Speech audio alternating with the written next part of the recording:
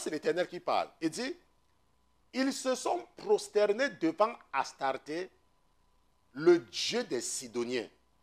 Vous voyez, devant Kémos, le dieu des Moabites. Et devant Milcom, le dieu des Ammonites. Vous voyez. Et c'est toujours ce que je vous dis. À chaque fois, je vous répète toujours ceci. Il n'y a pas seulement un seul Dieu. Il y a plusieurs dieux.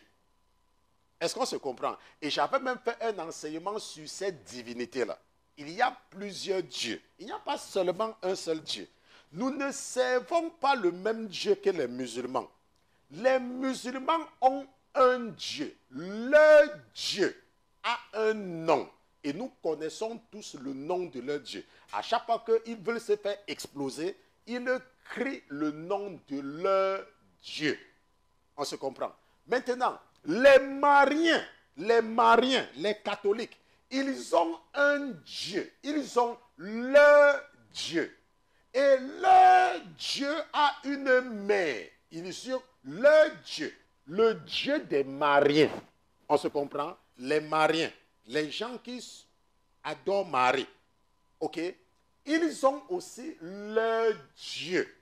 Et Marie, c'est la mère de leur Dieu. Donc quand ils disent Marie, mère de Dieu, c'est vrai, leur Dieu a une mère, leur Dieu. On se comprend. Parce que la Bible nous dit que, si nous revenons ici, la Bible dit que parce qu'ils m'ont abandonné et se sont prosternés devant Astarté, le dieu des Sidoniens, devant Kémos, le dieu de Moab, et devant Milcom, le dieu des Ammonites. On se comprend. Donc, vous voyez donc que les Mariens ont un Dieu.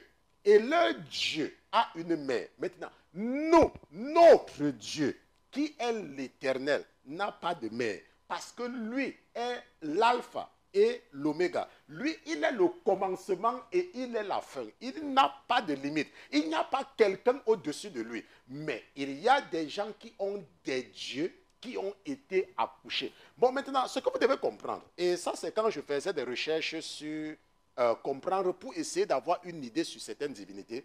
Si vous lisez la Bible, si vous êtes attentif, pour ceux qui sont...